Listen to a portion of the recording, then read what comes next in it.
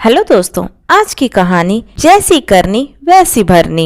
एक गांव में दो किसान रहते थे। दोनों पड़ोसी थे और दोनों के पास अच्छी खासी खेती लायक जमीन थी, जिसमें वे दोनों ही सब्जियां उगाकर बाजार में बेच दिया करते थे। दोनों किसानों में से एक किसान बहुत ही भले मन का था और उसका नाम राम प्रसाद था, और दूसरा किसान जिसका स्वभाव थोड़ा लालची और कपटी था, उसका नाम धनी राम था। राम प्रसाद बहुत ही मेहनती था और वह अपने आसपास के गांव में बाजारों में किस सब्जी की मांग ज्यादा है उसके हिसाब से अपनी खेती में सब्जियां उगाया करता था। धनी राम बिना ज्यादा मेहनत किए ज्यादा पैसा कमाने में मानता था। वो अच्छे से जानता था कि आजू बाजू के मार्केट में किन सब्जियों की मांग ज्यादा है। ये जानने के लिए राम प्रसाद काफी मेहनत करता है और हर तरफ से खबरें लेकर आता है। इसलिए वह बिना कुछ किए राम प्रसाद जो भी सब्जी लगाया करता वही सब्जी अपने खेत में भी लगा दिया करता था। एक बार राम प्रसाद ने कई गांव में जांच करके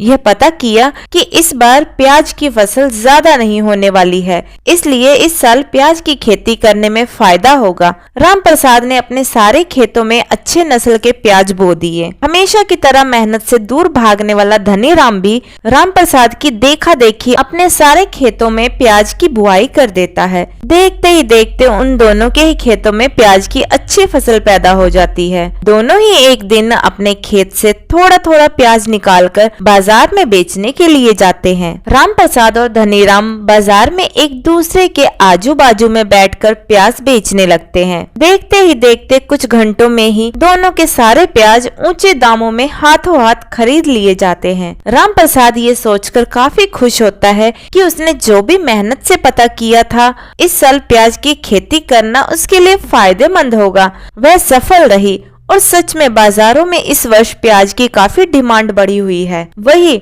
दूसरी तरफ धनी राम भी अपने प्याज के अच्छे दाम मिलने पर बहुत खुश होता है, लेकिन उसका लालची और कपटी दिमाग में एक विचार कौंधने लगता है। धनी राम घर पहुंचकर अपनी बीवी को बेचे हुए प्याज के सारे पैसे दिखाता है, जिन्हें देखकर उसकी बीवी भी काफी खुश हो जाती है और कहती है इस साल तो प्याज से अच्छी कमाई होगी ऐसा लगता है। धनी राम कहता है हाँ बिल्कुल सही कहा, इस साल प्याज हमें माला माल कर सकता है और जितना तुम सोच रही हो उससे कहीं ज्यादा। धनी राम की बीवी कुछ समझ नहीं पाती। तब धनी राम कहता है मेरे पास एक आइडिया है जिससे हमारे खेत में जितने भी प्याज हैं उनको बेचकर तो हम पैसे कमाएंगे ही, लेकिन उससे भी डबल पैसे हम इस साल कमा सकते हैं। और इतना कहकर धनीराम उसकी बीवी के कान में कुछ कहता है। कुछ घंटों बाद जब रात हो जाती है तब धनीराम और उसकी बीवी रात के अंधेरे में अपने खेतों में जाते हैं। वे लोग पहले अपने सारे खेतों में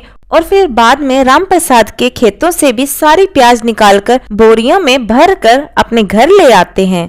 घर पहुंचकर वह सारी प्याज को अपनी रसोई घर के पीछे बने एक खाली कमरे में भरकर उसे ताला लगा देते हैं। धनी राम अपनी बीवी से कहता है देखना इस साल प्याज के ऊंचे दाम होने के कारण और अब हमारे पास इतने सारे प्याज होने के कारण इन्हें बेचकर हम आने वाले कई सालों के लिए धन इकट्ठा कर लेंगे। धनी राम की बीवी कहती है बात तो आप सही कह रहे हैं, मगर कल सुबह जब राम प्रसाद को अपने खेतों की हालत का पता चलेगा तब क्या होगा, यही सोचकर मेरा मन बैठा जा रहा है। धनी राम अपनी बीवी को कहता है तुम खामखा डरती हो, हमने आज रात क्या किया है किसी को कानों कान खबर नहीं हुई है। मैं इस बात की किसी को भनक नहीं लगने दूंगा, क्योंकि मैं इन प्याज को सही समय आने पर बेचूंगा। हाँ तुम भी ध्यान रखना कि इस बारे में तुम किसी को कुछ मत बताना। अगले दिन धनी राम अपने खेतों की ओर जाता है, तब देखता है कि राम प्रसाद अपने खेतों में सिर पकड़कर बैठा रो रहा होता है। धनी राम को आते देख राम प्रसाद की तरफ दौड़कर आता है और उसको लिपट कर रोने लगता है और कहता है धनी राम देखो मैं बर्बाद हो गया, किसी ने हम दोनों के खेतों से प्याज की चोरी कर ली। धनी राम झूठ मूठ का अफसोस दिखाने लगता है और कहता है जिसने भी ये किया है बहुत बुरा किया है, उसने हमारे साल भर की मेहनत पर पानी फेर दिया है, भगवान उसे कभी खुश नहीं रखेगा। एक दो दिन गम में डूबे रहने के बाद राम प्रसाद फिर से अपने खेतों में प्याज की बुआई कर देता है। धनी राम जो सारा प्याज अपने घर में दबा कर बैठा है वह प्याज के दाम बाजार में बढ़े उसकी राह देखता है और एक दिन दूसरी सब्जियां बाजार में लेकर जाता है। ताकि पता कर सके कि बाजार में प्याज के भाव क्या चल रहे हैं। बाजार में कई लोग उसके पास प्याज खरीदने आते हैं क्योंकि लोगों को पता था कि धनीराम ने अपने खेतों में प्याज की बुआई की थी। इस साल उसके आसपास के कई गांवों में प्याज नहीं मिल रहा था। कई लोगों ने उससे कहा कि हम 70 रुपए किलो भी प्याज खरीदने के लिए तैयार हैं, बस तुम कहीं से प्याज लेकर आओ। धनीराम बहुत खुश होकर अपने घर लौटता है और ये सारी बात अपनी बीवी को बताता है। तो उसकी बीवी बोलती है, बहुत अच्छी बात है, चलो तुम ये सारे प्याज अब बाजार में ले जाकर बेच दो। लेकिन धनीराम नहीं मानता।